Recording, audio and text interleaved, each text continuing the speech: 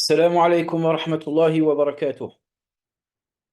Est-ce que vous m'entendez? Barakallahu fikum. En espérant que vous allez bien. Inch'Allah ta'ala.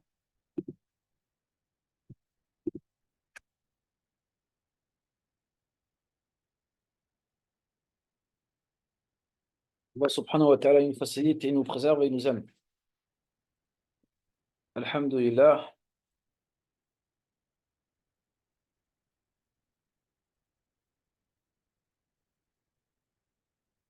Alhamdulillah, ça va, barakallahu fikum.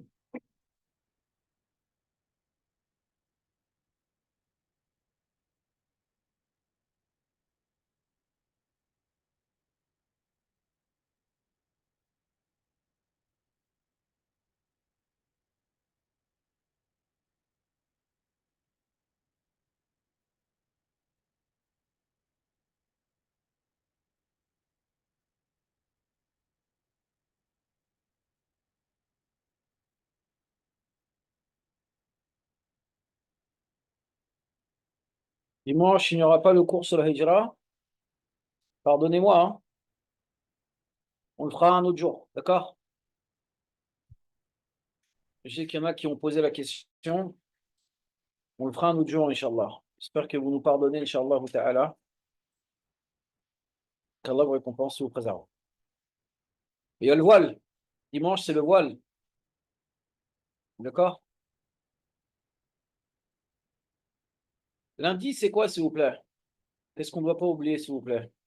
Lundi, c'est quoi? Demain soir, c'est quoi? Inch'Allah. Demain soir, c'est quoi?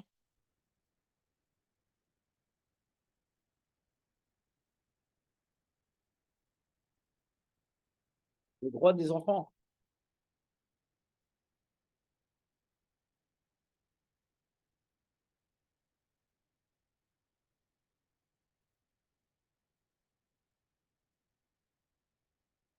On parlait de 7000 et quelques. Si ça bug, rejoignez-nous, Inch'Allah, sur Zoom. Barakallahu fikum. Si ça bug, rejoignez-nous sur Zoom, Inch'Allah ta'ala.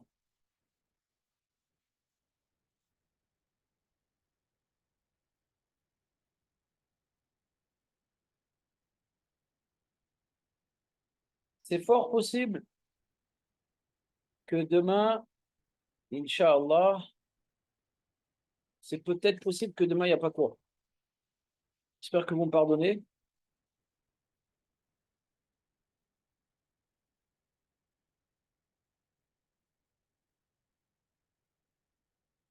C'est gentil. Le droit des enfants, on va le faire. C'est quelque chose qui nous tient à cœur. Vous m'entendez bien ou pas? On va le faire, Inch'Allah. Barakallahu fikum. Donc, il faut que je vois. Parce qu'en fait, il y a deux conférences. Il y en a trois en vrai. Il y a le droit des enfants. Demain, c'est possible qu'on ne le fasse pas. C'est fort possible que demain, il n'y a pas cours. Barakallahu fikum. Deuxièmement, ceux ou celles qui sont sur le compte de l'Institut, veuillez nous rejoindre sur Zoom ou bien le professeur Amir. D'accord? Barakallahu fikum. Deuxièmement, barakallahu fikum. Le sujet des enfants, on va essayer de le faire, Inch'Allah. Allah subhanahu wa ta'ala nous facilite. Et troisièmement, le sujet du voile, c'est dimanche. D'accord, demain j'ai un imprévu, Inch'Allah ta'ala. Ceux ou celles qui sont sur, comment il s'appelle, sur Insta, professeur, le compte, les instituts, pardon, rejoignez-nous s'il vous plaît sur le compte, sur Zoom, ou bien sur le compte de, comment il s'appelle, professeur.amir. On vous a envoyé le Zoom là. On vous a envoyé le Zoom. Veuillez nous rejoindre là-bas. Barakallahu fikum. Les inscriptions, c'est dans les jours qui viennent. Pardonnez-moi, à chaque fois je dis la même chose. Avec kulli hal, qu'Allah subhanahu wa ta'ala nous facilite et nous préserve. Est-ce que c'est bon? Donc, nous avons des conférences qui sont extrêmement importantes. Le voile, parce que malheureusement, on peut entendre des idioties, pardonnez-moi mes termes, hein, qu'Allah vous récompense et vous préserve, avec des personnes qui sont en train de renier l'obligation du voile et qui sont en train de, euh, comment dire, ils sont en train d'aller à l'encontre du patrimoine de nos pieux prédécesseurs, du patrimoine de nos pieux prédécesseurs, qu'Allah vous récompense et vous préserve. Deuxièmement, le sujet au niveau c'est quoi le point? Le deuxième point, euh, excusez-moi, hein. Le deuxième point, partie 2. Donc, Inch'Allah ta'ala, ceux qui nous suivent sur le compte de l'Institut, merci de nous rejoindre sur Zoom. Qu'Allah vous récompense et vous préserve. Barakallahu fikum. Est-ce que c'est bon? Vous nous rejoignez sur Zoom, s'il vous plaît. Inch'Allah ta'ala.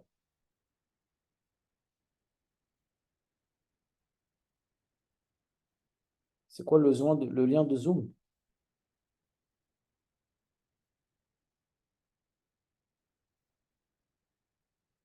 Excusez-moi, hein. Si vous pouvez m'envoyer le lien de Zoom,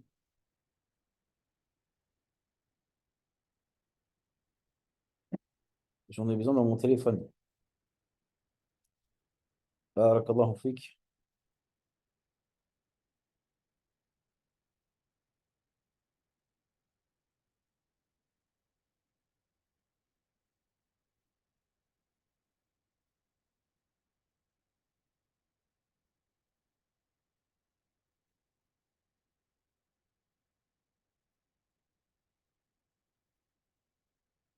Non, Zoom.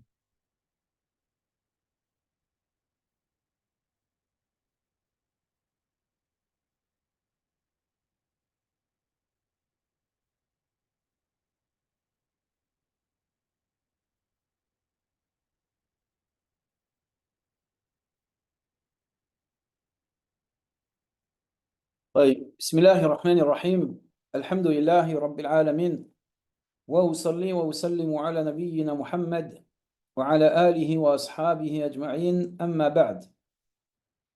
Donc, je vais regarder la liste des cours qui nous restent, Inch'Allah ta'ala, et on va essayer de placer le droit des enfants. Deuxièmement, la hijra. Mais on a deux cours qui sont extrêmement importants. Le premier, c'est au niveau du voile. On ne devait pas le faire. Barakallahu fikum. Qu'Allah vous récompense et vous préserve. Et deuxièmement, on doit aussi faire la partie 2 du choix du mari. Qu'Allah subhanahu wa ta'ala nous facilite. Et donc, on va voir tout ça. Bi'idnillahi subhanahu wa ta'ala. Les moyens de contraception, on va l'enlever. On en parlera rapidement dans un cours. Est-ce que c'est bon pour vous? Si vous pouvez répondre. Deuxièmement, comment obtenir le Firdaus, les plus hauts degrés du paradis, ça on va le laisser. C'est quoi l'investissement fructueux? La description du paradis, on va la mettre avec cela. Donc on va faire un seul cours sur les deux. La nourriture et des habitants de l'enfer, ça on le laisse. Et donc on va jumeler 2 ou 3 conférences afin de pouvoir mettre le sujet de ce qui se nomme Barakallahu fikum. Euh, comment ça s'appelle?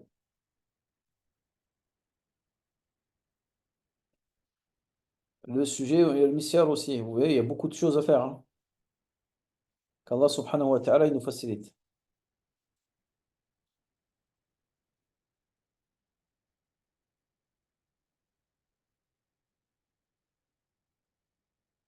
Donc, on va voir, Inch'Allah, pour pouvoir acheter le paradis et comment obtenir le Firdaus.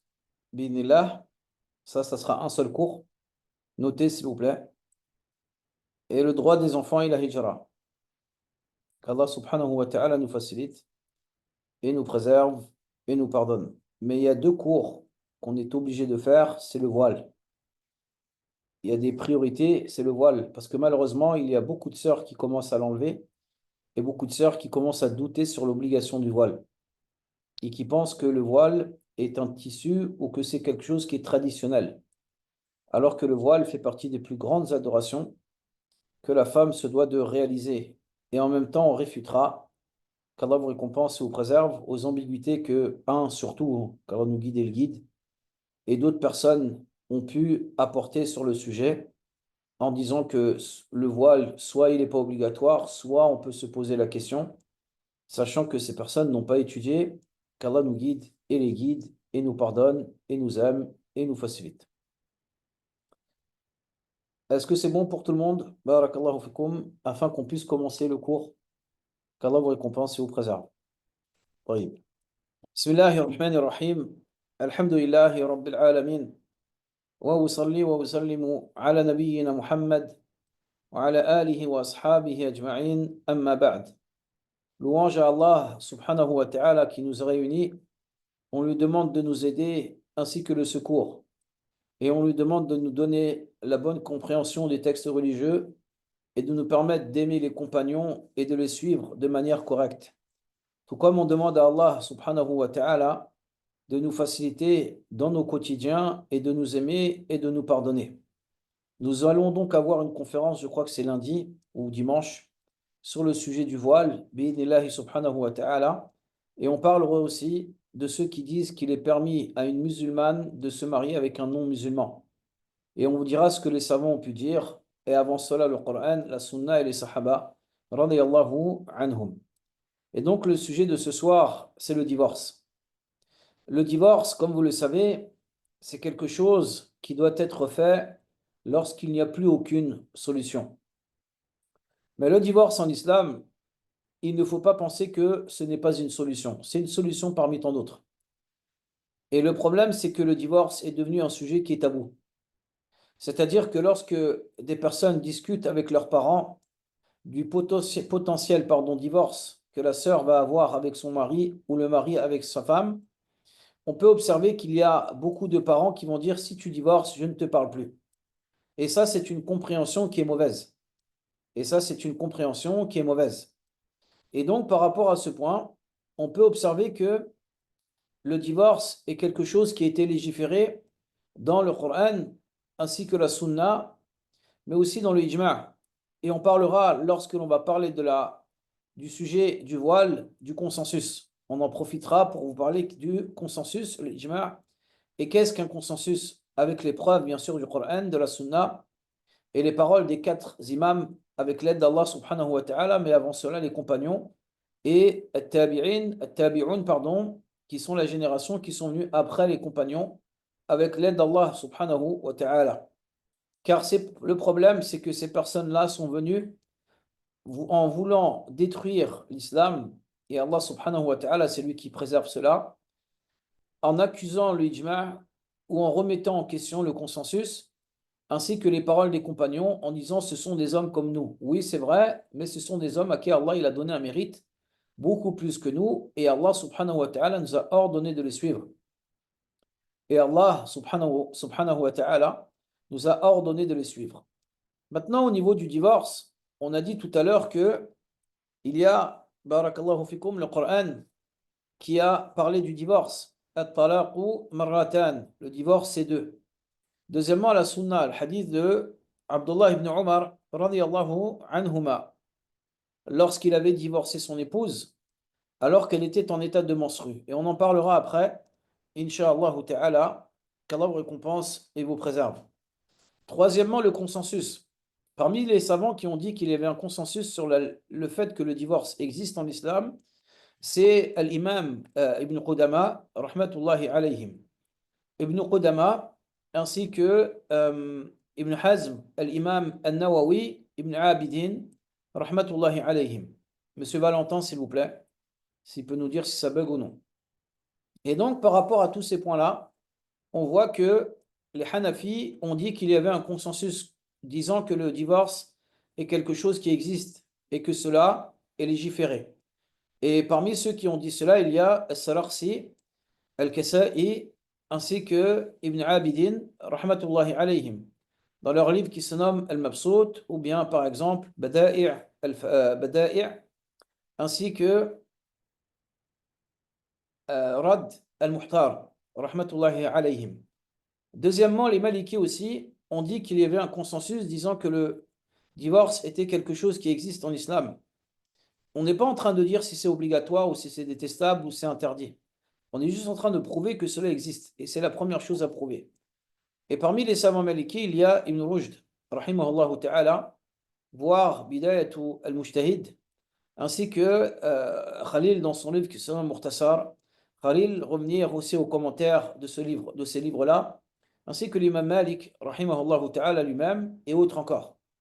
Pareillement, chez les Shafi'i, vous pouvez observer que Shirbini, ainsi que Zakaria al-Ansari, ainsi que l'imam al-Nawawi, rahmatullahi alayhim, ou l'imam al-Ramli, et d'autres encore dans leur livre qui se nomme Nihayatu al-Muhtaj, ou bien par exemple Mourni al-Muhtaj, et d'autres livres encore qui sont des livres référents auprès des Shafi'i. Et Ind al-Hanabila, auprès des savants Hanbali, vous avez bien sûr Ibn Qudama dans le Mourni, ainsi que d'autres savants, Al-Mardawi, rahmatullahi alayhim, et autres encore.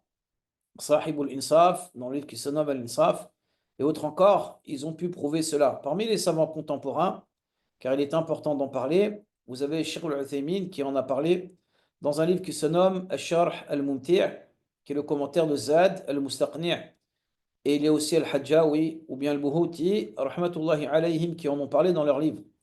Al-Iqna', Al-Muqni', Nihayatu, Muntaha al-Iradat et autres encore, qui sont les livres référents auprès des Hanabila. Pareillement, il y a Sheikh Ibn Baz, Sheikh Al-Fawzan, Sheikh Muqbil et autres encore, des savants de l'islam qui sont très connus par la grâce d'Allah subhanahu wa ta'ala. Et donc le divorce est quelque chose qui existe réellement et ce n'est pas une fable. Et il ne faut pas penser que cela soit un sujet qui soit tabou. Mais si dans un couple, on peut observer que par exemple, la femme est sortie de l'islam ou l'homme est sorti de l'islam, il y a obligatoirement le besoin de pouvoir se séparer dans ce type de situation.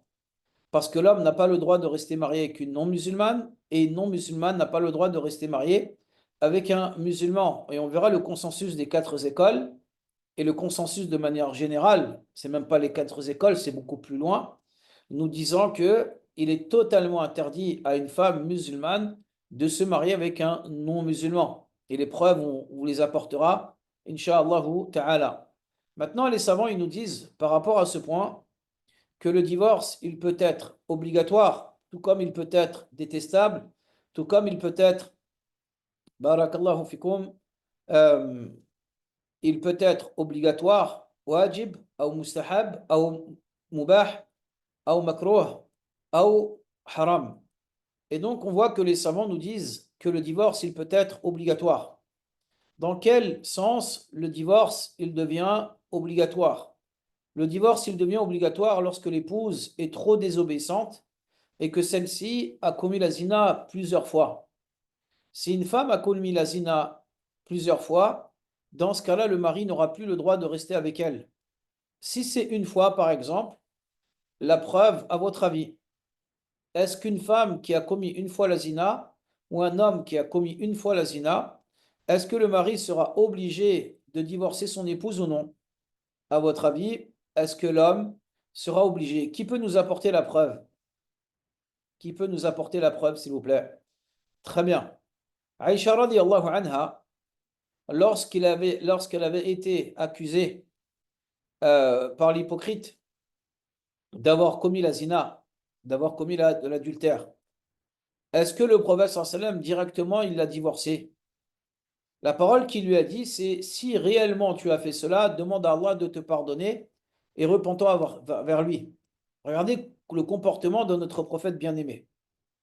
Ensuite, il lui a dit, sallallahu alayhi wa sallam, mais si tu n'as pas fait cela, Allah subhanahu wa ta'ala va t'innocenter. Et chose qui a été faite par la grâce d'Allah subhanahu wa ta'ala, comme cela a été rapporté dans surat An-Nur, la lumière. Et Allah subhanahu wa ta'ala, il dit, Inna alladhina, dans qissatu sahibati al-ifk, c'est-à-dire la personne liée à ifk, c'est-à-dire la calomnie, par rapport à tout cela. Et donc les savants nous disent par rapport à ce point que lorsqu'un homme, son épouse, a trop commis la zina, dans ce cas-là, la femme ou le mari, pardon, sera obligé de divorcer son épouse au bout d'un moment. Parce que l'homme n'a pas le droit de rester dayyuth. L'homme n'a pas le droit de rester un dayyuth qu'on verra dans le choix du mari et de la femme prochainement, insha'Allah ta'ala. Pareillement, on peut observer qu'il y a le talaq al-shiqaq qu'on verra en Maliki ou en Hanbali plus tard, en deuxième année, et on ne va pas en parler, ainsi que mas'alatu al-ila, qui est trop long, et je crains que si on en parle, on va prendre trop de temps. Deuxièmement, le divorce, qu'Allah vous récompense et vous préserve, il peut être recommandé si l'épouse a trop été négligente au niveau des droits d'Allah subhanahu wa ta'ala. Si l'épouse a trop été négligente. Vous allez me dire, mais depuis tout à l'heure, tu parles de femmes. On va parler des hommes après, vous inquiétez pas. Qu'Allah subhanahu wa ta'ala nous facilite et nous préserve et nous pardonne. Maintenant, est-ce qu'il est important qu'Allah vous récompense et vous préserve de pouvoir ou vouloir se divorcer directement son épouse? La réponse est non. Il faut absolument, incha'Allah ta'ala, discuter, essayer d'introduire un imam ou une personne de science ou une personne qui a de la sagesse afin de pouvoir essayer de trouver le problème où est-ce qu'il se situe et de pouvoir, bi'idhnillahi subhanahu wa ta'ala, essayer d'arranger entre le couple. Parce qu'il y a énormément de divorces. Et croyez-moi qu'il y a énormément de divorces qui sont fortement évitables si réellement le couple avait discuté et avait craint Allah subhanahu wa ta'ala. Et on avait dit, rappelez-vous, que la base du mariage, c'est la crainte d'Allah. La base du mariage, c'est la crainte d'Allah subhanahu wa ta'ala. Maintenant, le divorce, il est déjà arrivé aux compagnons. Si les compagnons ont déjà divorcé, c'est que c'est quelque chose qui peut arriver. C'est que cela peut être une chose qui peut arriver. Mais il est important, bi'idhnillahi subhanahu wa ta'ala, de comprendre que le divorce doit être une chose qui est le dernier moyen permettant au couple de pouvoir se séparer. Sans quoi, il est important de réfléchir et de pouvoir discuter de manière claire par rapport à tous ces points-là. Ensuite, quand est-ce que le divorce devient interdit? On a dit tout à l'heure, il peut être obligatoire, il peut être détestable, il peut être recommandé, il peut être permis, mubah, mais il peut être interdit qu'un homme divorce son épouse. Dans quel cas est-ce qu'un homme n'aura pas le droit de divorcer son épouse? Il y a, premièrement, le cas dans lequel la femme est en état de menstru. Si une femme est en état de menstru, dans ce cas-là, l'homme n'a pas le droit de la divorcer. Dans ce cas-là, pardon, l'homme n'a pas le droit de la divorcer. Et le deuxième cas, c'est s'il y a eu un rapport dans un couple. S'il y a eu un rapport entre le couple, l'homme n'aura pas le droit de la divorcer durant la période de pureté dans laquelle elle est. Exemple, une femme et un homme ont eu un rapport hier. Aujourd'hui, l'homme veut divorcer son épouse, il n'a pas le droit. Pourquoi est-ce qu'il n'a pas le droit? Car peut-être qu'elle est tombée enceinte. Car peut-être qu'elle est tombée enceinte. Et donc, si cette femme était, barakallahu fikum, toujours pure, c'est-à-dire qu'elle n'a pas les menstrues, l'homme n'aura pas le droit de la divorcer. Et donc, l'homme a le droit de divorcer son épouse si celle-ci, qu'Allah vous récompense et vous préserve, premièrement, n'est pas en état de menstrue. Ça, c'est le premier point. Et malheureusement, il y a beaucoup de couples qui divorcent lorsque celle-ci est en état de menstru. Est-ce que c'est clair, s'il vous plaît? Ça, c'est le premier point. Il est totalement interdit, alhamdoulilah, à une femme, ou à un mari, pardon, de divorcer son épouse si celle-ci est en état de menstru. Le deuxième moment, on a dit, c'est s'il y a eu un rapport entre le couple. Dans ce cas-là, l'homme n'aura pas le droit de divorcer son épouse. Et donc, un homme a le droit de divorcer son épouse si celle-ci n'est pas en état de menstru et qu'elle est dans une période de pureté et qu'il n'y a pas eu de rapport. Est-ce que c'est clair? Et qu'il n'y a pas eu de rapport. Exemple, Omar et Aïcha sont mariés. Omar et Aïcha sont mariés. Lorsque Omar et Aïcha sont mariés, Omar veut divorcer son épouse. Mais Omar, lorsqu'il veut divorcer son épouse, il se passe le problème que il a, qu'Allah vous récompense et vous préserve, eu un rapport avec son épouse. A-t-il le droit de la divorcer ou non?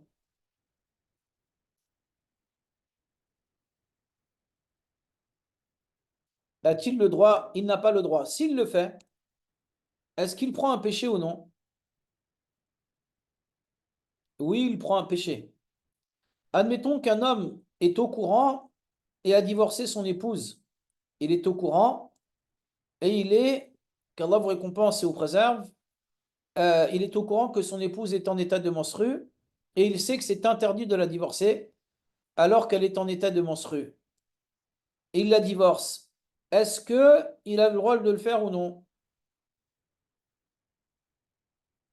Pourquoi est-ce que les ulama nous disent que cela est interdit? Premièrement, par rapport au hadith de Abdullah ibn Omar, radiyallahu anhuma, lorsqu'il avait divorcé son épouse, le hadith il est dans le Bukhari et Muslim, il avait divorcé son épouse et le prophète sallam il lui a dit, il lui a ordonné, donc il a ordonné à Omar, au père de Abdullah ibn Omar, il lui a dit, dis à Abdullah de reprendre son épouse. Pourquoi est-ce qu'il a dit cela? Parce qu'un homme, lorsqu'il a, barakallahu fikum, euh, lorsque son épouse est en état de menstruer, ne peut pas avoir de rapport. Et peut-être que ce qui l'a poussé à divorcer son épouse, c'est cela. Et donc, les ulama, ils nous disent que la femme peut avoir des hormones durant la période de menstrue qui font qu'elle peut avoir tel ou tel comportement. Et deuxièmement, l'homme, du fait qu'il n'ait pas de rapport avec son épouse, peut être poussé à vouloir divorcer son épouse par rapport à cela. Mais le consensus des savants nous dit qu'il est totalement interdit de divorcer son épouse alors que celle-ci elle est en état de menstrue. Alors que celle-ci est en état de menstrue. Est-ce que c'est clair? Barakallahu fikum. Maintenant, ça veut dire que lorsqu'un homme souhaite divorcer son épouse, il devra la divorcer alors que celle-ci, qu'Allah vous récompense et vous préserve, elle est en état de pureté et qu'il n'y a pas eu de rapport pendant cet état de pureté. Est-ce que c'est clair pour tout le monde ou non? Avant de continuer, barakallahu fikum. Le but de ce soir, c'est de ne pas trouver les solutions. Ce n'est pas de trouver les solutions face au divorce. Ça, on en parlera lorsqu'on va parler du choix. Bi'idhnillahi subhanahu wa ta'ala. Le but de ce soir, c'est de corriger la façon qui est utilisée de nos jours au niveau du divorce. Au niveau du divorce. Parce que malheureusement, il y a 90% des divorces qui sont mal faits. Croyez-moi qu'il y a 90% des divorces qui sont mal faits, qu'Allah subhanahu wa ta'ala nous en préserve. Est-ce clair, s'il vous plaît? Barakallahu fikum. On reprend une dernière fois. D'accord? Barakallahu fikum. On reprend une dernière fois, Inch'Allah ta'ala. On a dit que le divorce peut être obligatoire et on a dit que celui-ci est obligatoire lorsque une femme a trop commis la zina et qu'elle est tout le temps en train de faire cela. Dans ce cas-là, l'homme ne peut pas rester avec elle. Deuxièmement, il y a le sujet de al-ilah. Le sujet de al-ilah, c'est lorsqu'un homme il dit à son épouse, par exemple, tu ou je ne vais pas avoir de rapport avec toi pendant plus de 4 mois. والذين يؤلون من نسائهم تربص 4 أشهر فإن فاءوا فإن الله غفور رحيم وإن عزموا الطلاق فإن الله سميع عليم. Dans le verset dans Surat Al-Baqarah, Allah subhanahu wa ta'ala il nous dit, dans le sens des versets, que lorsqu'un homme a dit à son épouse, on ne va pas avoir de rapport pendant plus de 4 mois.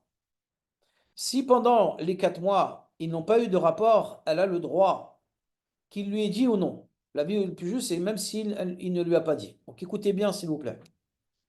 Un homme, pendant plus de 4 mois, n'a pas eu de rapport avec son épouse. C'est bon? Lorsque celui-ci, les 4 mois sont passés, elle a le droit d'aller voir un juge musulman. En France, il n'y en a pas. Et donc un imam. Et donc un imam. Et elle a le droit de se plaindre auprès de l'imam en lui disant, mon mari ne m'a pas touché, n'a pas eu de rapport avec moi depuis plus de 4 mois. L'imam va parler avec l'homme et il va lui dire, est-ce que cela est vrai?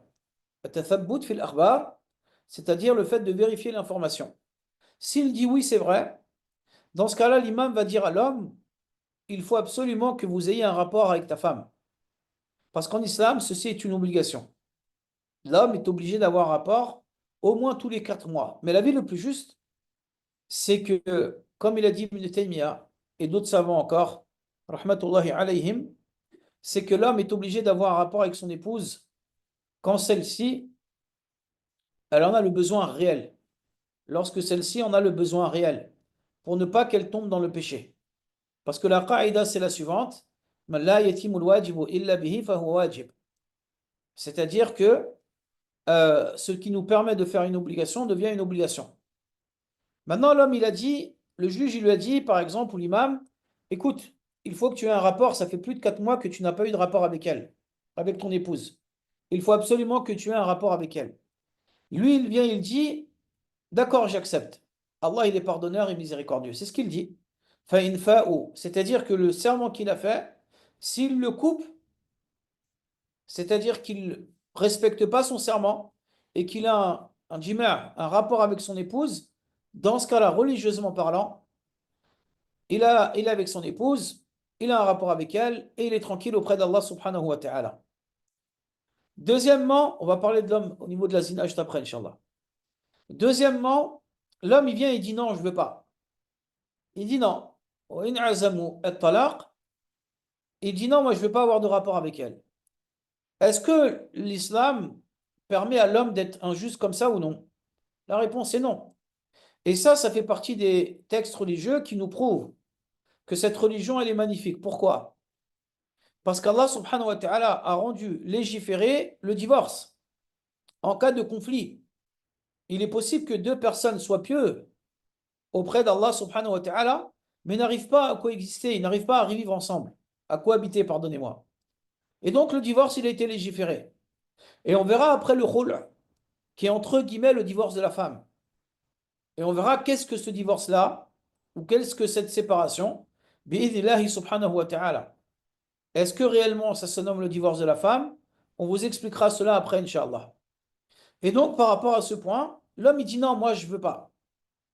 Est-ce qu'on va laisser la femme dans la difficulté alors qu'un homme et une femme a besoin de cela? Et ça fait partie, qu'Allah vous récompense et vous préserve de ce qui se nomme la vie. Donc, cette femme-là, par rapport à ce point, qu'Allah vous récompense et vous préserve, le juge, il va lui dire, tu ne veux pas avoir de rapport avec ton épouse, cela te devient obligatoire de divorcer ton épouse. Et donc le juge va lui ordonner de divorcer son épouse. Est-ce que c'est clair, s'il vous plaît? Barakallahu fikum.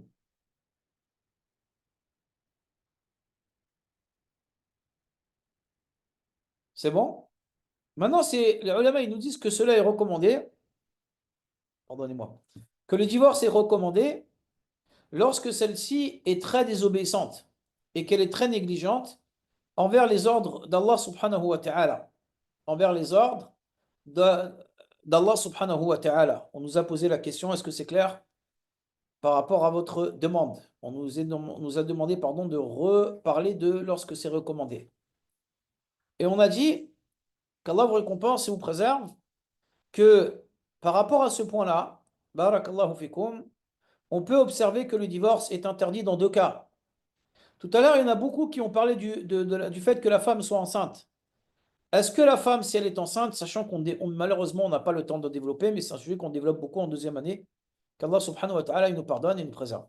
Ainsi que comment être préventif par rapport au divorce et là, les choses qu'on doit faire après un divorce. Parce qu'on le dit toujours, lorsqu'il y a un divorce, les enfants n'ont pas divorcé. Taïb, est-ce qu'il est permis à un homme de divorcer son épouse alors qu'elle est en état de menstruer? On a dit non.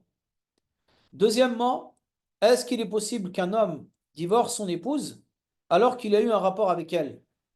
Alors qu'il a eu un rapport avec elle, la réponse est non. Et donc, pour que le divorce soit possible, il faut que la femme soit en état de pureté et qu'il n'y a pas eu de rapport entre eux.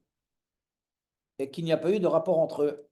Mais religieusement parlant, il est permis de divorcer une femme alors qu'elle est en état enceinte. Alors qu'elle est enceinte. Est-ce que c'est clair, s'il vous plaît? Barakallahu fikum. Il est possible qu'un homme divorce son épouse alors que celle-ci est enceinte.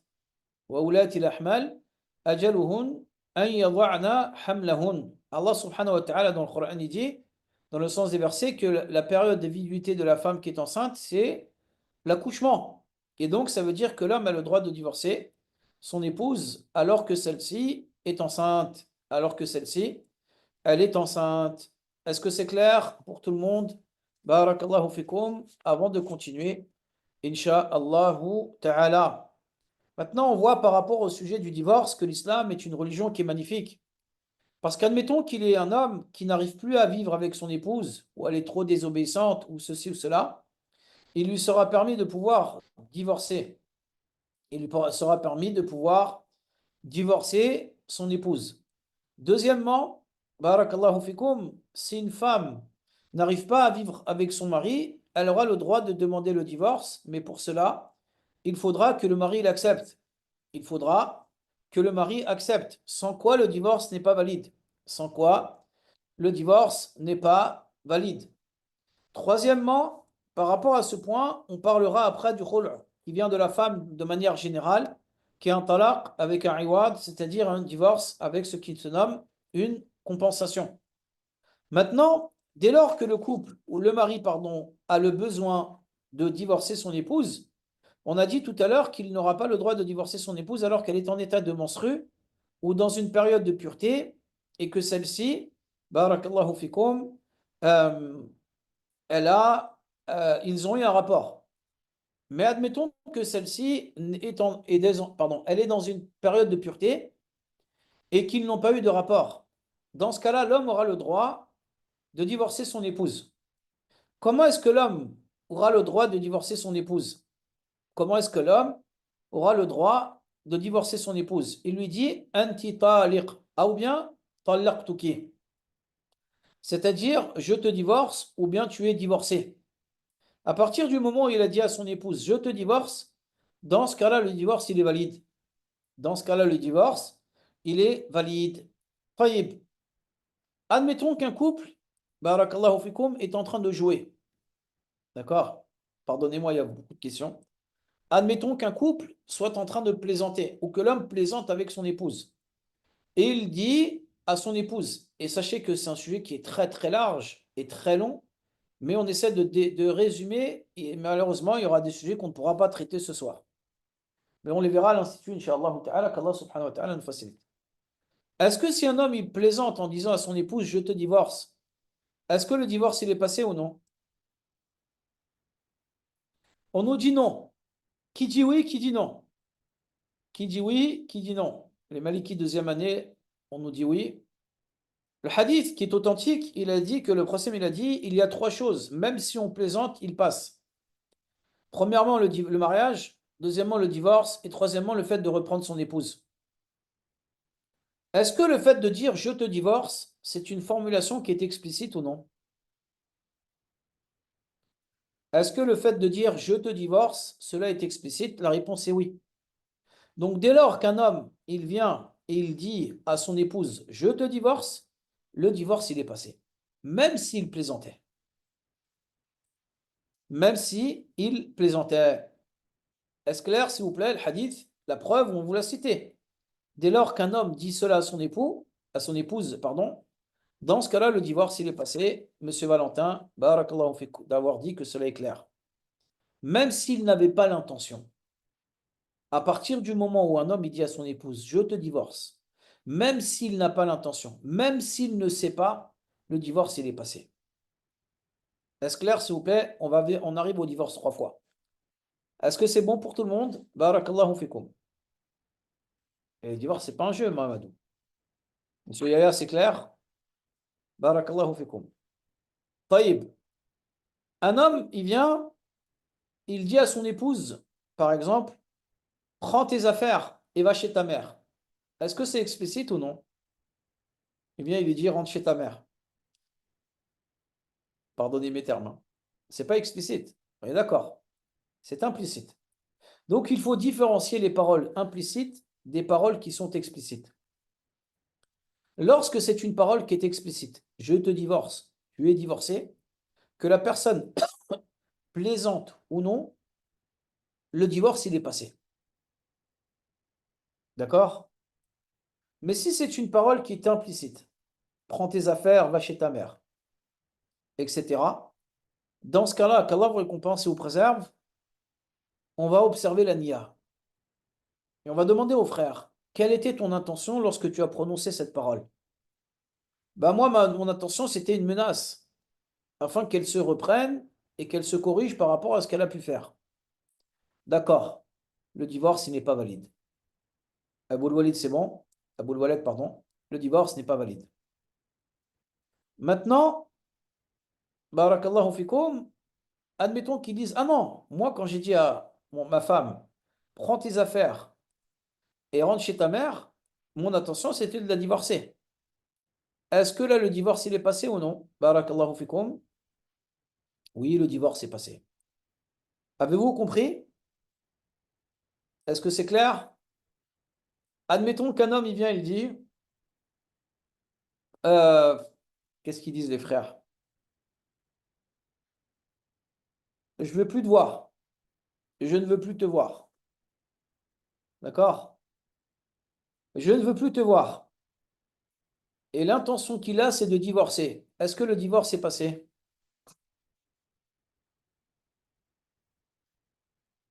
Il est passé, bien sûr. Il avait l'intention.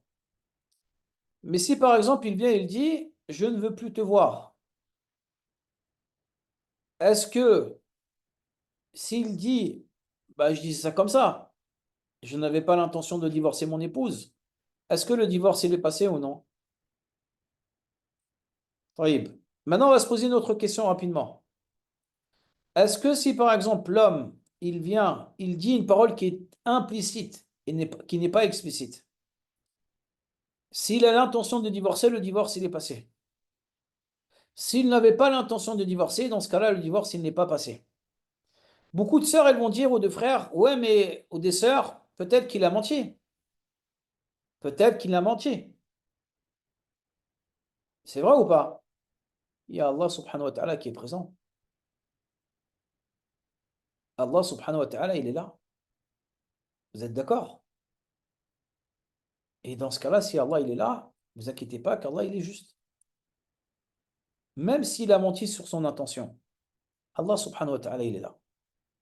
Il ne faut pas s'inquiéter par rapport à ce point-là, qu'Allah subhanahu wa ta'ala nous en préserve. Et donc, il faut demander, quelle était ton intention lorsque tu as dit à ton épouse, prends tes affaires et va chez chez ta mère. S'il vient, il dit, moi, mon intention c'était de la menacer, le divorce, il n'est pas passé. Mais s'il dit, moi, mon intention c'était de la divorcer, dans ce cas-là, le divorce, il est passé. Est-ce que c'est clair pour tout le monde? Barakallahu fikum. Alhamdulillah. Taïb. Maintenant, admettons qu'ils sont en colère. Admettons que l'homme, lorsqu'il prononce le divorce, il soit en colère. Est-ce que le divorce en colère passe ou non? Ça dépend. Ça dépend de la colère de l'homme. Il y a un sujet sur lequel il n'y a pas de divergence à Aboul Waled. C'est si l'homme a dit je te divorce alors qu'il était dans une colère dans laquelle sa raison elle était plus présente. Avez-vous compris? Une personne qui est en colère, d'une grande, grande, grande, grande colère, il ne sait pas ce qu'il est en train de dire. Pas du tout. Son aql, il n'est plus là. Sa raison, elle n'est plus là. Dans ce cas-là, le divorce, il n'est pas passé. Dans ce cas-là, le divorce, il n'est pas passé. Les savants, ils sont tous d'accord. Le deuxième cas, c'est lorsqu'un homme dit à son épouse, je te divorce, et il est énervé, mais un tout petit peu. Et il sait exactement ce qu'il est en train de faire. Et ce n'est pas la colère qui l'a poussé à dire cela. Dans ce cas-là, le divorce, il est passé. C'est bon, Aboul Waled? Dans ce cas-là, le divorce, il est passé. Il n'y a pas de divergence auprès des savants. Est-ce que ces deux cas sont clairs ou non? Barakallahu fikum. C'est bon? Très bien. Troisième cas, un homme qui est en colère, une forte colère, mais sa raison, elle est là. Mais il était tellement énervé, et c'est un homme impulsif, à un point où il a dit je te divorce, et ce qui l'a poussé à dire cela, c'est la colère. Mais sa raison, elle était présente. Là, les ulama, ils ont divergé. Et l'avis le plus juste, c'est que le divorce, il n'est pas passé. Est-ce que c'est clair, s'il vous plaît, par rapport à la colère? Il y a trois cas. Le premier, la raison, elle n'est plus présente. Dans ce cas-là, le divorce ne passe pas.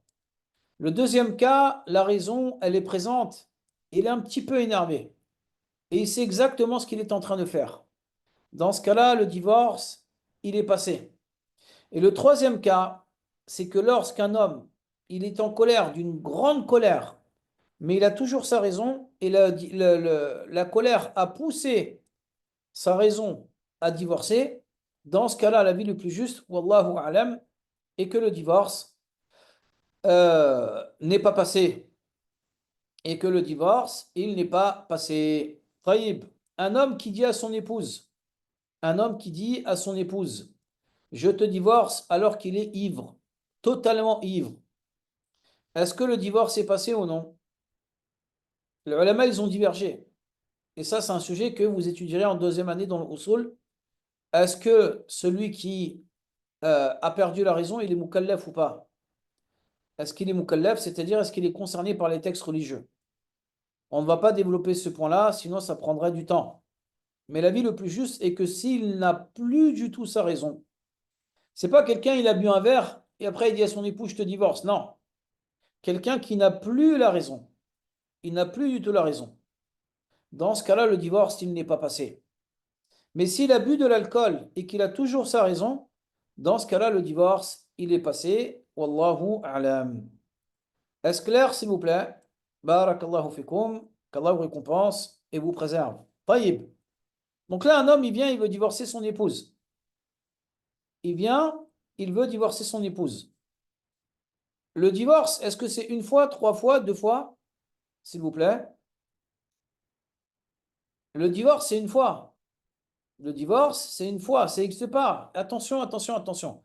Et une des causes qui nous a poussé à faire cette conférence, c'est ce point-là. Est-ce qu'en islam, on a le droit de dire je te divorce, je te divorce, je te divorce? Ou bien je te divorce trois fois? Cela est interdit. Cela est interdit. Il est totalement interdit de dire à son épouse je te divorce, je te divorce, je te divorce. Et si l'homme dit cela, dans ce cas-là, il prend un péché auprès d'Allah subhanahu wa ta'ala. Avez-vous compris, s'il vous plaît? Je vous dis, c'est un sujet qui est très, très, très, très, très large. Et si on développe, on va passer 10 heures dessus. C'est bon? Très bien. La question qu'on se pose maintenant, c'est est-ce que si un homme il dit à son épouse, je te divorce, je te divorce, je te divorce, barakallahu fikum, est-ce que le divorce il est permis ou non? Est-ce que le divorce il est permis ou non? Il est interdit. C'est bon pour tout le monde? Mes frères, faites très attention. Vous n'avez pas le droit de dire à vos épouses, je te divorce, je te divorce, je te divorce. Est-ce que c'est clair? On peut continuer? Barakallahu fikum. Du coup, comment divorcer? Je te divorce. C'est tout. Pas besoin de dire je te divorce trois fois. Pas besoin de dire je te divorce quatre fois. Pas besoin de dire je te divorce ceci, cela, etc., etc. Et sur la rigolade, il n'y a pas de divergence. Le hadith, il est très très clair. Trois cas dans lesquels, même si la personne n'est pas sérieuse, les cas vont passer quand même. Le mariage, le divorce et le fait de reprendre son épouse. Taïb. Maintenant, par rapport à ce point, la question qu'on a le droit de se poser, Monsieur Bafodé, s'il vous plaît. La question qu'on a le droit de se poser, c'est la suivante. C'est est-ce que si un homme divorce son épouse alors qu'il a eu un rapport avec elle? Ou bien, pourquoi est-ce qu'on n'a pas le droit de dire je te divorce trois fois? À votre avis?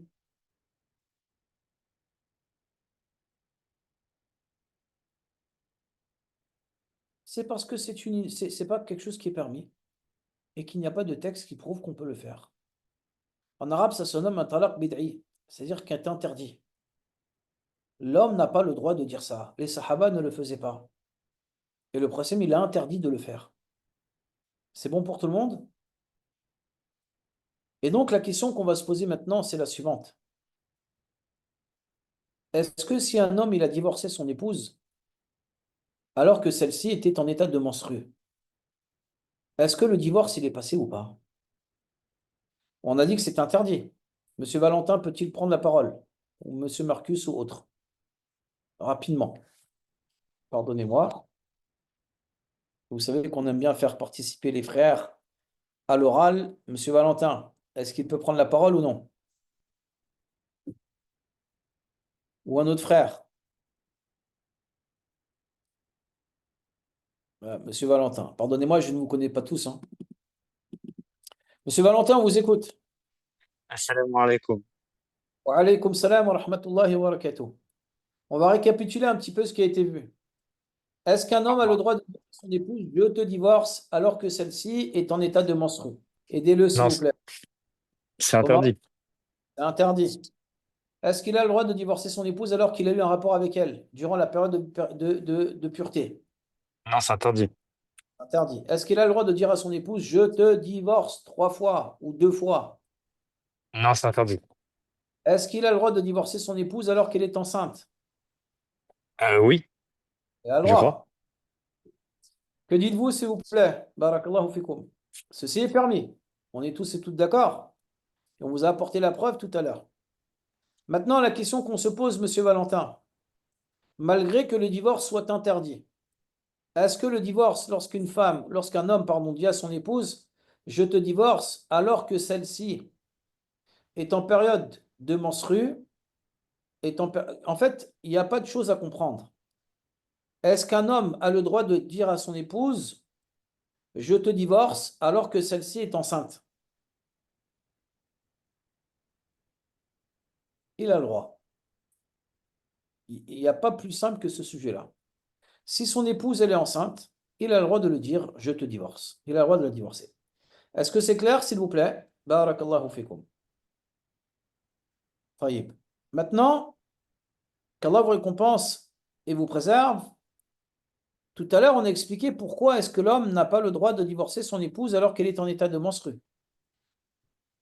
Vous vous rappelez? Et on avait dit quoi, Monsieur Valentin? On avait dit que c'était interdit. Oui, mais pourquoi? Ah, parce que peut-être qu'elle a un enfant. Si elle est en menstru, non. Parce que l'homme peut-être avait besoin d'avoir un rapport avec elle, il s'est énervé, ou peut-être au niveau des hormones. C'est bon pour toi, Monsieur Valentin? Excusez-moi, oui. Ah, c'est moi qui demande pardon. Et donc, est-ce que le divorce, il est passé ou pas? On a apporté tout à l'heure la preuve démontrant qu'il est totalement interdit à un homme de divorcer son épouse alors qu'elle est en état de menstru. Mais quelle est la preuve? Euh, Quel est le résultat? Est-ce que le divorce, il est passé ou non? Oui, je dirais non, mais je me trompe peut-être. Tu te trompes. Qu'en pensez-vous, s'il vous plaît? Il est passé parce que dans le hadith de Abdullah ibn Omar, radiyallahu anhuma, il a été dit dans le Bukhari que le prophète il a dit وَحُسِبَتْ طَلْقَةٌ وَحُسِبَتْ طَلْقَةٌ. C'est-à-dire que le divorce, il a compté une fois. C'est bon pour tout le monde? Monsieur Valentin? Oui. Taïb. Est-ce qu'un homme a le droit de dire, lorsqu'il veut divorcer son épouse, est-ce qu'un homme a le droit de dire, je te divorce, je te divorce, je te divorce? Non. Et rester concentré, on arrive vers le divorce de la femme, entre guillemets, bien sûr. Il n'a pas le droit. Mais est-ce que le divorce passe quand même? Si on suit la logique, oui. Il passe une fois ou 3 fois? Vous avez dit que si c'était interdit, il passe quand même. Même si c'est interdit, il passe quand même. Il passe Euh, 3 fois ou une fois là? euh, prof, je sais pas. Lorsque, sur ce sujet-là, il y a une divergence, la majorité des ulama, et parmi eux, pardon, les 4 imams, ils nous disent أنه يقع الطلاق بذلك, c'est-à-dire que le divorce, il est passé 3 fois. Et donc l'homme n'a plus le droit de rester avec son épouse. C'est clair, Monsieur Valentin? Et donc l'homme n'a plus le droit de rester avec son épouse. Ça, c'est l'avis des Hanabila, de certains d'entre eux, des Malikis, des Hanafis, des Shafi'i. Et c'est l'avis des 4 imams. Maintenant, l'avis que d'autres savants ont, comme Ibn Taymiyyah, certains Hanbali, et Cheikh al-Uthaymin par exemple, rahmatullahi alayhim, c'est que lorsqu'un homme divorçait son épouse au temps du prophète sallam en disant 3 fois, cela était compté une fois. Pareillement, à l'époque de Abu Bakr, lorsqu'il était calife, et 2 ans lorsque Omar ibn Khattab radiyallahu anhu était calife, ça comptait une fois. L'Athar, il nous dit وكان الطلاق على عهد رسول الله صلى الله عليه وسلم وأبي بكر وسنتين من خلافة عمر طلاق الثلاث واحدة. C'est-à-dire que le divorce qui était prononcé 3 fois valait une seule fois. Et ceci à l'époque du prophète, lorsqu'il était vivant. Deuxièmement, lorsque Abu Bakr était calife, et 2 ans du califat de Omar. Mais lorsque Omar ibn Khattab radiyallahu anhu a observé qu'il y en avait qui abusaient dessus et qu'il le disait trop, par sentence entre guillemets, il a dit que le divorce 3 fois comptait 3 fois. Parce qu'il a dit quoi, Ibn Abbas? فقال عمر بن الخطاب رضي الله عنه إن الناس قد استعجلوا في أمر كانت لهم فيه أنات فلو أمضيناهم عليهم فامضاه عليهم. Et donc, à la base, il était compté une fois. Anna Omar ja'ala thalatha bi kalimatin wahida thalathan. Et donc, il a établi le divorce 3 fois comme 3 fois. Et c'est pour ça que vous avez beaucoup de savants qui disent que le divorce compte 3 fois.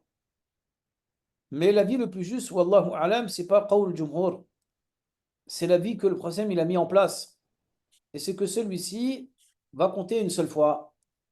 Revenir au mourni de l'imam Ibn Qudama, rahmatullahi alayhim, et d'autres savants. Le hadith qu'on vous a cité, il est rapporté par l'imam Muslim. Il est rapporté par l'imam Muslim, rahimahullahu ta'ala. Est-ce clair pour tout le monde? Barakallahu fikum, qu'Allah vous récompense et vous préserve. Mais dans tous les cas, ils sont tous d'accord sur le fait qu'il est totalement interdit à un homme de dire ah ben c'est quoi, tu veux divorcer? Bah je divorce 3 fois. C'est bon? Il est totalement interdit à un homme de dire à son épouse je te divorce 3 fois. Qu'il compte 1 ou 3 fois, ceci est totalement interdit. Est-ce que c'est bon, s'il vous plaît? Barakallahu fikum, avant de continuer, Inch'Allah ta'ala. Maintenant, lorsqu'un homme il a divorcé son épouse, il y a une période de viduité. Il y a une période de viduité. On va parler rapidement de la période de viduité et ensuite on va venir au divorce de la femme, entre guillemets, bien sûr. Maintenant, si c'est une période de viduité qui est liée à un divorce, ou c'est le premier ou le deuxième divorce. Un homme, il a divorcé son épouse pour la première fois, ou bien il a divorcé 2 ans après et c'est la deuxième fois. Allah subhanahu wa ta'ala, il dit at-talaqu marratan. D'accord? Wal mutallaqat yatarabbasna bi anfusihin thalathata quru. Les femmes divorcées devront attendre 3 quru. Qu'est-ce qu'un quru? Les ulama, ils ont divergé, pardon. Dans tous les cas, ils sont tous d'accord sur le fait que la femme a une période de viduité.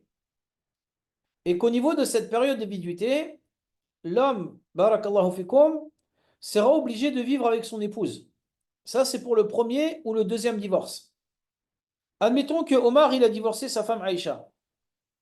C'est le premier divorce ou le deuxième divorce. Dans ce cas-là, il sera obligé de vivre avec elle et elle sera obligée de vivre avec lui. La tukhrijuhunna min buyutikum wa la yakhrujna illa ya'tina bi fahishatin mubayyinah. Sauf dans un cas. Ce cas-là, c'est que cette femme a insulté les parents de l'homme ou deuxièmement, qu'elle ait commis la zina.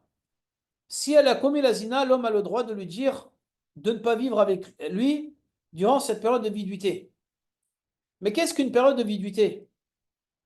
On a dit que cette période de viduité est obligatoire. On a dit que cette période de viduité est obligatoire. Et durant cette période de viduité, l'homme et la femme, en réalité, ils sont mariés. Si c'est le premier ou le deuxième divorce. C'est-à-dire que la femme est obligée de vivre sous le même toit que l'homme, avec lui. Ils avaient l'habitude de vivre dans tel appartement, elle doit continuer à vivre avec lui et elle n'a pas le droit de prendre ses affaires et partir. لعل الله يحدث بعد ذلك أمرا. Car peut-être que l'homme va reprendre son épouse. Et peut-être que le couple va se réconcilier. Et combien de personnes sont ou se sont réconciliées avec l'aide d'Allah subhanahu wa ta'ala durant cette période-là? Et donc, religieusement parlant, il a le droit de la voir non voilée. Elle a le droit de se maquiller devant lui, de se faire belle devant lui. Elle a le droit de dormir dans le même lit que lui. Mais il est obligé, et notez bien, il est obligé de subvenir à ses besoins comme si c'était son épouse durant cette période de viduité. Et il est obligé, si elle a besoin d'habits, de pouvoir lui payer les habits. Ainsi que le loyer, c'est à lui de le payer, c'est pas à elle. Est-ce que vous avez compris ou non? Barakallahu fikum. Essayez de rester concentré, s'il vous plaît. On reprend. Durant cette période de viduité, la idda, si c'est le premier ou le deuxième divorce, il sera obligé de la laisser vivre avec lui. Et elle sera obligée de vivre avec lui. Il sera obligé de payer à manger, à boire, les habits si besoin est. C'est comme sa femme, il a le droit de la voir non voilée. Il a le droit de la voir non voilée. Quelle est cette période de viduité? Est-ce que c'est 5 mois, 6 mois, 8 mois, 10 mois? Non. C'est 3 cycles de menstrues. Pour certains savants, parmi eux les Hanafi et l'école Hanbali.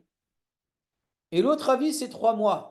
Ça, c'est les Maliki, les Shafi'i, qui nous disent que la période de viduité sera pendant 3 mois. Pendant 3 mois. Maintenant, si, admettons, durant cette période de viduité, il a envie de la reprendre, est-ce qu'il a besoin de l'autorisation de la femme? La réponse est non. Il a 3 possibilités. Il a 3 possibilités. La première possibilité, c'est que celui-ci, il lui dise directement, je te reprends. Raja'tuki. Deuxièmement, qu'il ait un rapport avec elle avec intention de la reprendre. Il a un rapport avec elle avec intention de la reprendre. Dans ce cas-là, elle est reprise, la sœur. Et troisièmement, qu'Allah vous récompense et vous préserve. Barakallahu fikum. Euh, Troisièmement, c'est le fait qu'ils disent à 2 témoins, wa ashhidu dhawai adli minkum, comme Allah dit dans le sens des versets, prenez 2 témoins dignes de confiance, qu'ils disent à 2 hommes témoins dignes de confiance, je reprends mon épouse. Dès lors que une de ces 3 choses a été faite, dans ce cas-là, la femme, elle est reprise. Est-ce que c'est clair ou non? Barakallahu fikum. C'est bon pour tout le monde? Est-ce clair? Et religieusement parlant, la femme est obligée d'accepter. La femme, elle est obligée d'accepter. Mais je vois le mot injuste depuis tout à l'heure. Ça arrive. Ne soyez pas inquiète ou inquiet, s'il vous plaît. Si le divorce, barakallahu fikum, c'est le troisième. Et il y a d'autres types. On ne va pas te parler de tout. Mais cette fois-ci, qu'Allah vous récompense et vous préserve, l'homme a divorcé son épouse pour la 3e fois. La période de viduité de la femme sera de un cycle de menstrues. Sera de un cycle de menstrues. Ce qui se nomme en arabe al-istibra. Et sur ça, il y a des divergences. Le but étant de voir et d'observer si elle est enceinte. C'est ça le but. Parce qu'il ne peut pas la reprendre, religieusement parlant. Mais ce n'est pas son épouse. Il n'a pas le droit de la voir non voilée et il n'est pas obligé de subvenir à ses besoins.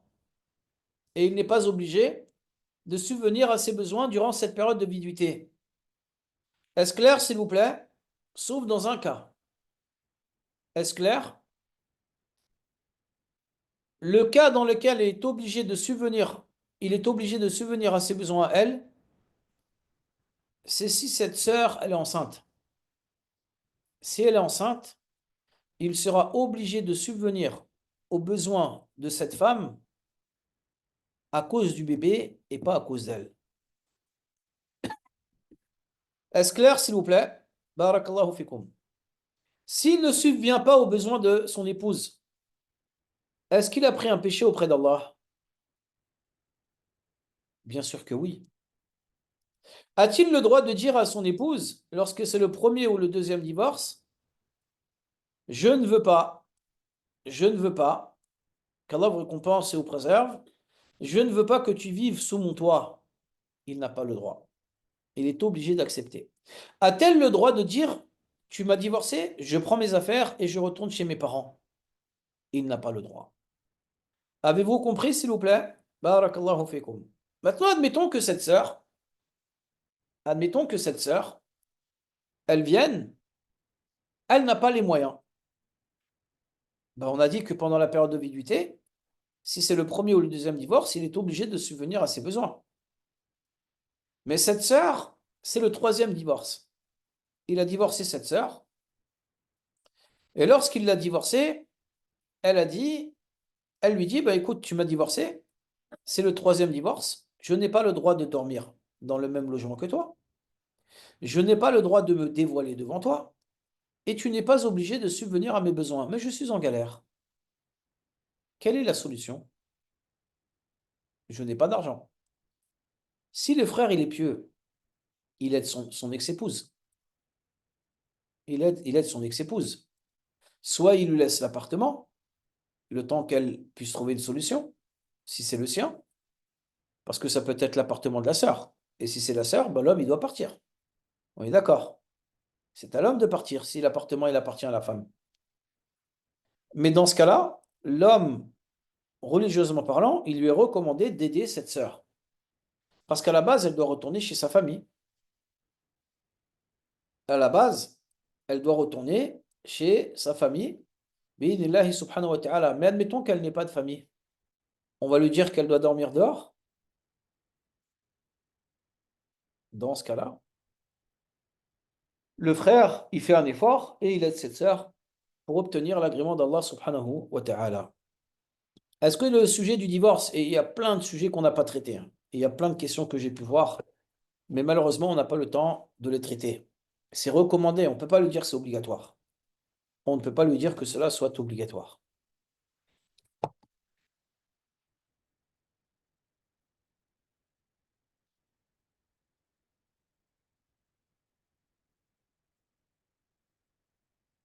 Oui, maintenant, on va se poser une question. Mais si les orphelines sont sans moyens, les si, on arrive très loin avec les si. Vous êtes d'accord avec moi? Mais religieusement parlant, barakallahu fikum, l'homme, il lui est recommandé fortement d'aider cette sœur. Mais si cette sœur, elle a personne, si cette sœur, elle a personne, religieusement parlant, il est recommandé à l'homme de dire, bah tiens quoi, regarde, tu as personne, reste dans l'appartement et je vais t'aider financièrement. S'il veut pas, on ne peut pas lui imposer de faire cela. Vous êtes d'accord avec moi? On ne peut pas imposer à quelqu'un de faire quelque chose alors qu'il n'est pas obligé de le faire. C'est pas possible. Dans ce cas-là, cette sœur, elle va voir un imam, elle lui demande de l'aide. Et c'est à nous de l'aider après, en tant que musulmans, si on réfléchit bien. Lui, le mari, il l'a divorcé. Vous êtes d'accord avec moi? Le mari, il l'a divorcé. C'est le troisième divorce. Maintenant, on va se poser une question, parce qu'il y a beaucoup de frères ou beaucoup de sœurs qui se posent la question. Ouais, mais c'est pas bien, pourquoi il ne l'aide pas? Vous êtes d'accord avec moi ou non? Ce n'est pas bien, pourquoi est-ce qu'il ne l'aide pas? Vous êtes d'accord? C'est ce que vous vous dites depuis tout à l'heure. Ce n'est pas bien, pourquoi est-ce qu'il ne l'aide pas? C'est vrai ou pas? On va se poser une autre question. Ce n'est pas bien, pourquoi est-ce que nous, on ne l'aide pas, cette sœur? Elle lui est devenue étrangère. C'est devenu une étrangère pour lui. Tout comme c'est une étrangère pour nous, c'est une étrangère pour lui, et c'est à nous de prendre nos responsabilités. Et si cette sœur, elle a personne, eh ben, des sœurs vont venir l'aider, et les frères et les sœurs vont se réunir, et vont lui donner de l'argent, et vont l'aider jusqu'à qu'il trouve une solution. Il ne faut pas non plus réprimander que l'homme. Lui, il l'a divorcé. Lui, il l'a divorcé. Bi'idhnillahi subhanahu wa ta'ala. Maintenant, nous, ce qu'on demande aux frères par rapport aux sœurs qui sont dans cette situation, si tu as la possibilité de laisser l'appartement qui t'appartient, laisse-lui. Aide-la pour Allah. Et si tu as besoin, on t'aide à l'aider pour Allah. Mais on ne peut pas venir directement dire ouais, mais si, ouais, mais c'est comme ça. C'est l'islam. L'islam, c'est parfait. Par la grâce d'Allah subhanahu wa ta'ala. Est-ce que c'est bon pour tout le monde? Barakallahu fikum. Et l'homme est possible qu'il puisse assumer deux foyers.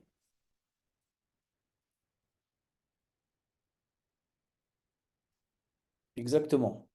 Est-ce que c'est bon? Barakallahu fikum. Comme je dis, c'est un sujet qui est trop long. On va essayer de passer au khul'. Inch'Allah ta'ala.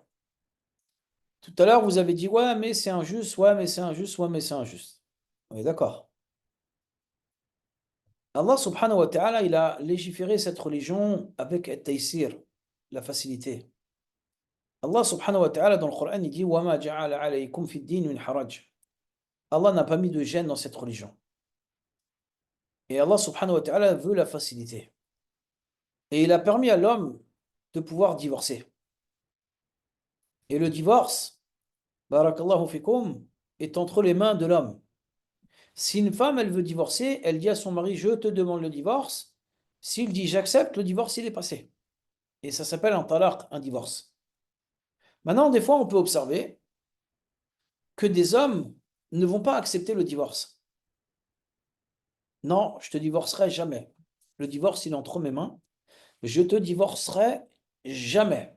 Oublie le divorce, tu vas rester avec moi. Et tu sais quoi, je vais prendre une deuxième femme. Ça arrive, hein, que des hommes, ils disent ça. Ils disent cela, pardon. La femme miskina, elle est en galère, elle ne sait pas quoi faire. Elle se dit, mais dans quelle situation je suis? Et croyez-moi que c'est des situations pardon, qui existent. Tu resteras avec moi toute ta vie, je ne veux pas me séparer de toi, etc., etc. Dans ce cas-là, l'islam, il a parlé d'un sujet, ou il a traité un sujet qui se nomme al-khul'.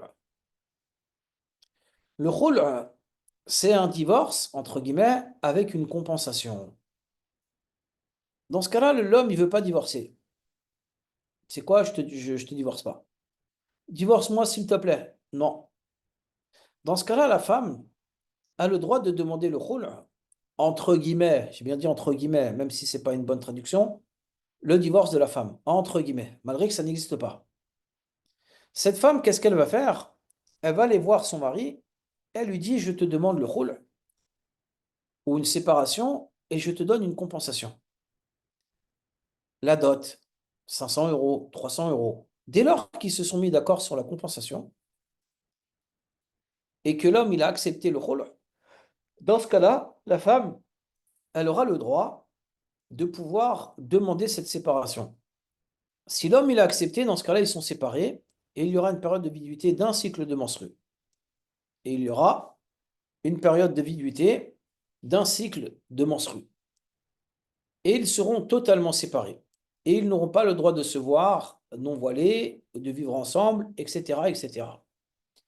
Est-ce que c'est clair, s'il vous plaît? Barakallahu fikum. Contrairement au divorce 1 ou 2, on a dit qu'ils doivent vivre ensemble. Là, ils sont obligés de se séparer. Là, ils sont obligés de se séparer. Et elle est obligée de parler de la compensation. Elle est obligée de parler de la compensation. On reprend, on donne un exemple. Une sœur, de manière générale, elle craint pour sa religion. Elle craint pour sa religion. Lorsqu'elle craint pour sa religion, parce qu'elle a peur de ne pas être obéissante, ou deuxièmement, barakallahu fikum, non, ce n'est pas une annulation de mariage. Ce n'est pas un fasr. Deuxièmement, qu'Allah vous récompense et vous préserve. Son épouse, donc la femme, elle vient, elle dit, je n'arrive plus à être obéissante. Mon mari me dégoûte. Mon mari tout à l'heure on a parlé de la zina. Mon mari, il fait que de faire zina. À chaque fois, j'entends des choses et je vois des choses avec des preuves claires, nettes et précises sur le fait que mon mari me trompe tout le temps. Et il a avoué, non, je te divorce pas, non, je te divorce pas. Dans ce cas-là, la femme elle a le droit de dire, bah, dans ce cas-là, je demande le khul' et je te donne comme compensation 500 euros, ou bien la dot, ou bien ceci, ou bien cela. Avez-vous compris jusque-là avant qu'on continue, s'il vous plaît? Admettons que le mari, il vient, il accepte. Dans ce cas-là, la femme elle va lui donner la compensation, et lorsqu'il a accepté, ils sont séparés. Et religieusement parlant, il n'a pas le droit de la reprendre. Il n'a pas, pardon, il n'a pas le droit de la reprendre. Le seul moment dans lequel il a le droit de la reprendre, c'est le premier ou le deuxième divorce. Là, il n'a pas le droit de la reprendre. Maintenant, souvent, il y a des frères, ils vont dire, moi, j'en veux pas de la compensation. Tiens, je te donne la bague, tiens, je te donne les 500 euros, tiens, je te donne 200 euros, 300, etc. Les ulama, ils disent que la femme fait les causes pour lui donner, que lui l'accepte ou non, c'est plus son problème. Vous avez compris? Qu'il accepte ou non, ce n'est plus son problème. Mais admettons qu'il n'accepte pas. Vous allez me dire, là, il est toujours dans une vraie galère. C'est vrai ou pas? Il n'a pas accepté. S'il n'accepte pas, dans ce cas-là, elle va voir un imam en France ou un juge musulman dans un pays musulman et elle lui dit, écoutez, j'ai demandé le khul' à mon mari. Je n'arrive pas à rester vivre avec lui. Pardonnez-moi, hein, si vous me permettez, il me dégoûte. Je n'arrive plus à être obéissante. Je ne l'aime plus du tout. Et à cause du fait que je ne l'aime plus du tout, je n'ai aucun sentiment et je n'arrive pas à lui obéir. Je n'arrive pas à rester avec lui. Et je crains d'être désobéissante envers mon mari et je crains de commettre des péchés auprès d'Allah subhanahu wa ta'ala. Dans ce cas-là, l'imam, il va observer la situation, il va discuter avec l'homme. Il va demander à l'homme, est-ce que cela est vrai? Il va dire, oui, c'est vrai. Pourquoi est-ce que vous n'acceptez pas le khul'? Donc le divorce avec la compensation. Dire, parce que moi, je veux rester avec elle, mais elle ne veut pas rester avec vous. Cheikh al-Uthaymin, dans Sharh al-Mumti', un livre qui se nomme Sharh al-Mumti', il a dit, il ne convient pas pour la fierté de l'homme de refuser cela. Et il est important que l'homme accepte. Maintenant, si l'homme, il n'accepte pas, il ne veut pas accepter le khul', et que la femme a de bonnes raisons, il a fait que de la tromper, etc., etc., c'est l'imam qui va mettre en place le khul'. Et il va obliger à l'homme d'accepter cela. Est-ce que c'est clair, s'il vous plaît? Barakallahu fikum, net et précis. Inch'Allah ta'ala. Et je vous dis, je vous le répète, c'est un sujet qu'on étudie pendant des mois et des mois normalement. C'est bon pour tout le monde? On attend des oui ou des non, s'il vous plaît. L'imam, il oblige, parce que l'imam, il a un pouvoir. Tout comme le juge musulman dans le pays musulman, il a un pouvoir qui lui permet de pouvoir mettre en place cela. Est-ce que c'est clair? On l'étudie dans le fiqh, en deuxième année, Inch'Allah, après avoir étudié le mariage. Par la parole, je t'oblige de divorcer, d'accepter le khul' de ton épouse. Est-ce que c'est clair?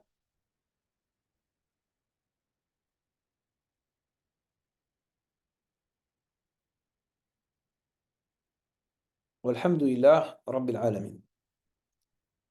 Et donc, par rapport à ça,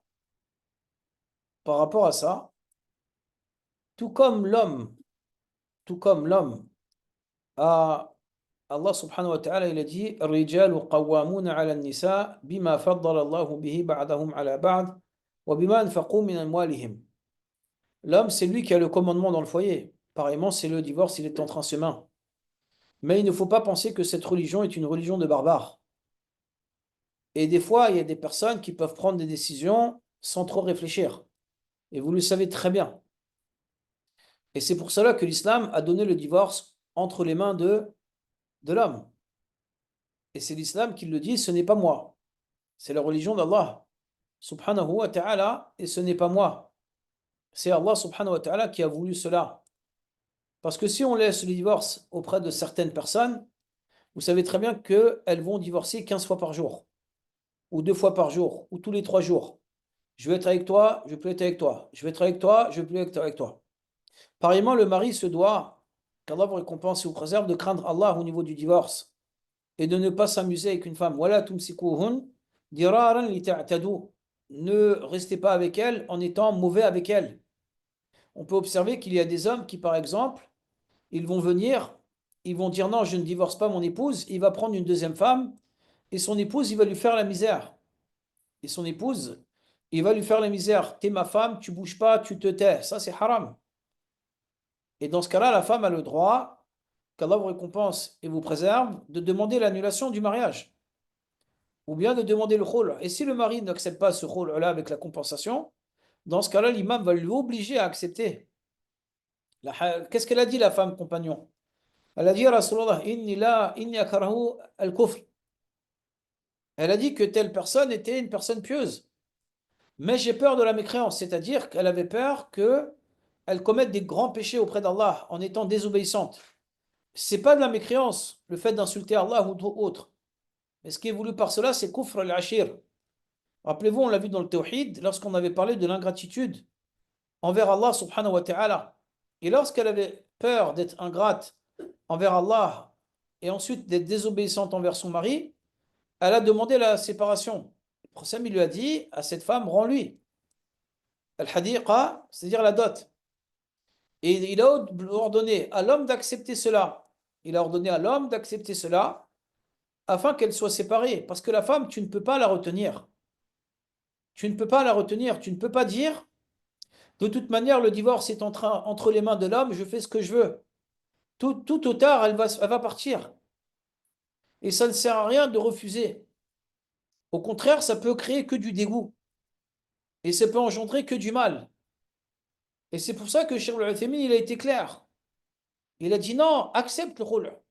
Si elle le demande, accepte-le. Avant de vouloir l'accepter, il est quand même important de discuter avec elle. Pourquoi, etc. On essaie de trouver des solutions. Mais si tu vois que ton épouse veut absolument divorcer, après que tu aies réfléchi, tu as fait istikhara, tu as consulté un savant ou un imam, ou un prédicateur, ou un étudiant en sciences, etc., etc., dans ce cas-là, accepte.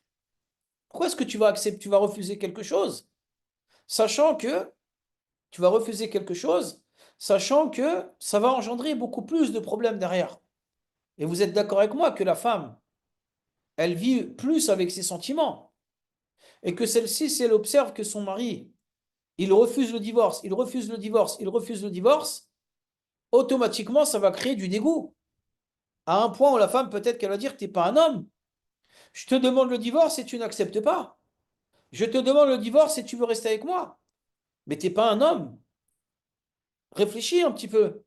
Moi, ce que je veux, c'est que tu me divorces. Je ne peux plus vivre avec toi.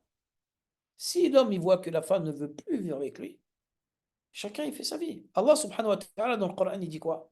وَإِن يَتَفَرَّقَا يُغْنِ اللَّهُ كُلًّا مِنْ سَعَتِهِ. S'ils se séparent, Allah, il va enrichir les deux. Allah subhanahu wa ta'ala, il va enrichir les deux. Mais par rapport à ce point-là, si la femme, elle n'a pas de raison et qu'elle demande le divorce, est-ce qu'elle va sentir l'odeur du paradis? Non. C'est-à-dire qu'elle commet un grand péché. Mais si elle est musulmane, bien sûr qu'elle va rentrer au paradis.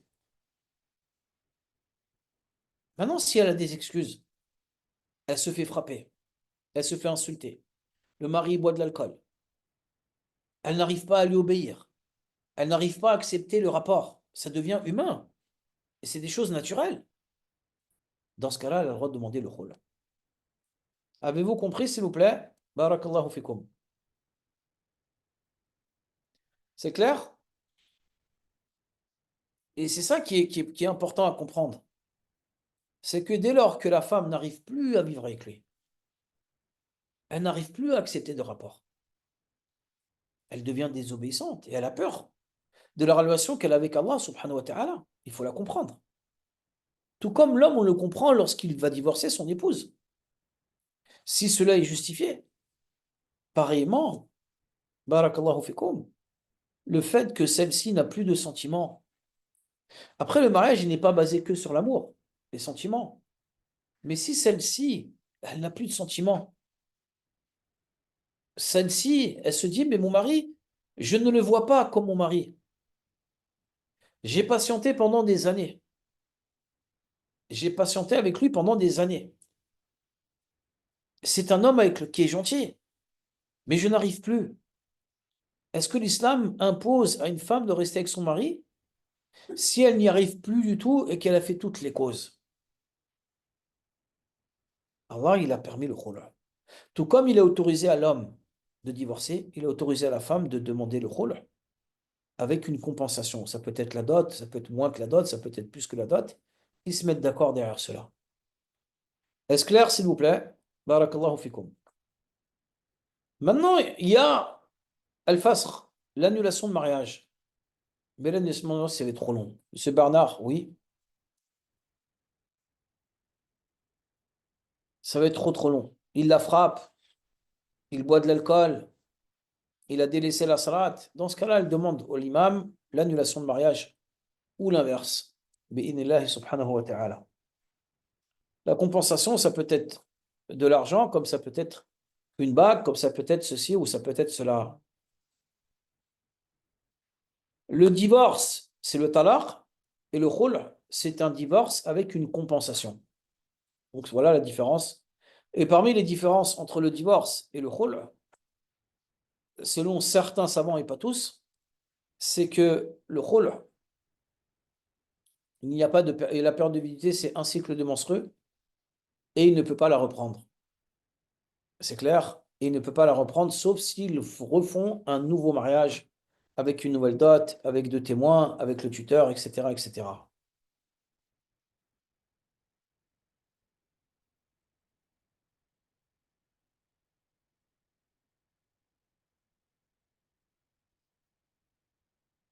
Qui établit, ils se mettent d'accord. Elle lui propose quelque chose et il accepte ou il négocie avec elle.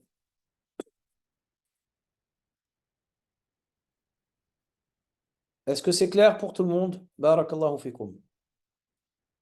Ce qui a été vu aujourd'hui, je vous le répète encore une fois, c'est un sujet qui nécessite énormément de cours pour pouvoir tout maîtriser. Inch'Allah ta'ala.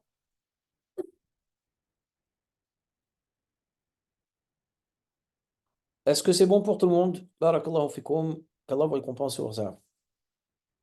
Une femme qui a perdu son mari et qu'elle se remarie. Une femme qui a perdu son mari, elle aura une période de viduité de 4 mois et 10 jours. Sauf si elle est enceinte, ça sera l'accouchement, Inch'Allah ta'ala.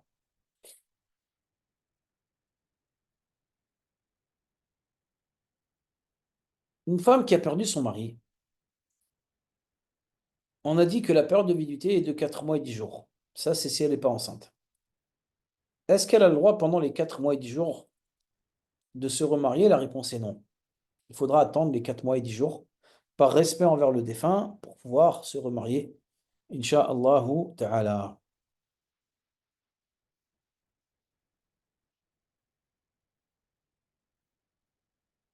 4 mois et 10 jours. Et non pas 4 mois.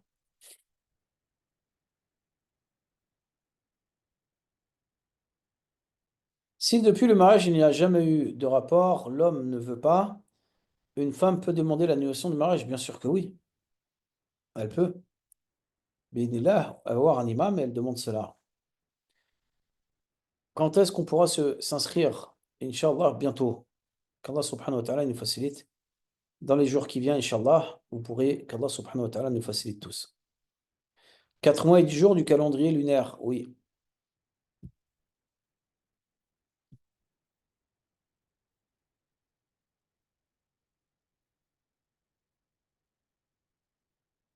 J'ai posé la question à une sœur qui a demandé le divorce à son mari, mais il n'a pas prononcé je te divorce, mais il est parti. Si, regardez, beaucoup de sœurs et beaucoup de frères nous disent, et surtout les sœurs, salam alaikum, je suis séparé de mon mari, mais il n'a pas prononcé le divorce. Est-ce qu'ils sont divorcés? Non. Des fois, il y a des sœurs qui se sont séparées de leur mari. Le mari, il a pris les affaires, il a coupé le téléphone, il ne lui répond pas, mais il ne lui a pas dit je te divorce. Êtes-vous d'accord avec moi que, religieusement parlant, ils sont toujours mariés? Le problème, c'est que des fois, ça dure pendant 2 ans. Et dans ce cas-là, ils sont toujours mariés, religieusement parlant. Religieusement parlant, ils sont toujours mariés. Ce qui se passe, c'est que derrière ça, elle se marie. Est-ce que le mariage, il est valide?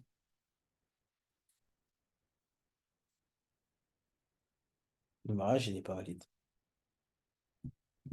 C'est-à-dire qu'elle s'est mariée qu'un homme alors qu'elle était mariée religieusement.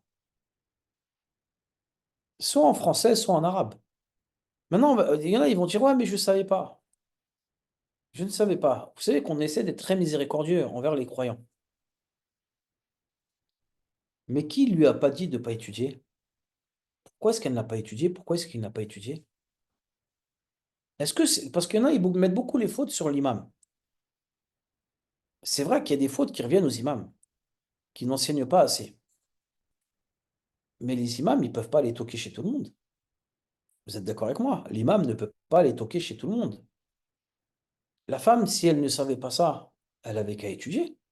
L'homme, s'il ne savait pas ça, il avait qu'à étudier. On va se poser une question. Pourquoi est-ce que lorsqu'on fait de l'argent, on étudie tout? Pourquoi est-ce que quand on va faire le Hajj, de manière générale, vous avez vu que les pèlerins, quand ils viennent faire le Hajj, ils ont lu les livres, etc., etc. Et pourquoi quand c'est le mariage, on s'intéresse au mariage, et quand c'est le divorce, eh ben, je divorce et je me barre. C'est pas comme ça. Un homme et une femme qui n'ont pas de rapport pendant plus de 4 mois, est-ce qu'ils sont séparés? On va voir si vous avez bien écouté le cours.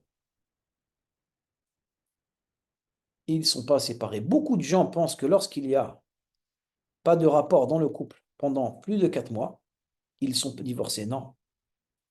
La femme a le droit de se plaindre, mais ils ne sont pas divorcés. Vous avez compris? Et des sujets comme ça, il y en a plein. Si l'homme, il donne plus de nouvelles, l'homme ne donne plus de nouvelles, eh bien, il faut le rechercher. Et il y a des règles. Il y a des règles en islam qu'Allah vous récompense et vous préserve, qui nous expliquent si l'homme, il a disparu, c'est comme ça. On ne va pas rentrer dedans, sinon ça va prendre trop de temps. Si on sait pourquoi il a disparu, eh ben, il y a tel jugement religieux par rapport à ça. Mais si on sait qu'il est vivant et il donne pas de nouvelles, il faut l'attraper. Et là, c'est aux hommes de la femme, aux hommes de la famille de la femme, pardonne-moi, je suis très fatigué. C'est aux hommes de la famille de la femme d'aller voir le frère. Écoute, mon frère, divorce ma sœur. Tu ne peux pas laisser ma sœur comme ça. Tu ne peux pas la laisser dans la difficulté. Soit tu es avec elle, soit tu la divorces. La femme, elle se plaint auprès d'un imam qui va faire ça, et Inch'Allah ta'ala, elle obtiendra son divorce avec l'aide d'Allah subhanahu wa ta'ala. Et si la femme est divorcée religieusement en France, mais pas divorcée civilement, l'homme ne peut pas faire d'efforts. L'homme ne fait pas d'efforts pour pouvoir divorcer les papiers. Religieusement parlant, à partir du moment où il a divorcé son épouse, religieusement, ils sont divorcés auprès d'Allah. Et elle, si elle voit qu'au niveau du divorce civil, il ne fait pas d'efforts, elle lui envoie les lettres avec son avocat et ils se débrouillent entre eux. Bi'idhnillahi subhanahu wa ta'ala, mais religieusement, elle est divorcée. Religieusement, elle est divorcée auprès d'Allah. Elle attend la période de viduité vu que l'homme ne veut pas rester avec elle. Et une fois que la période de viduité est terminée, elle a le droit de se remarier religieusement parlant. Est-ce clair, s'il vous plaît? Barakallahu fikum. Qu'Allah vous récompense et vous préserve. Est-ce que vous me pardonnez parce que vous avez beaucoup de questions et je suis très fatigué? Qu'Allah subhanahu wa ta'ala nous pardonne. Wa fikum barakallah. Vous aimez wa fiki. Khair, Inch'Allah.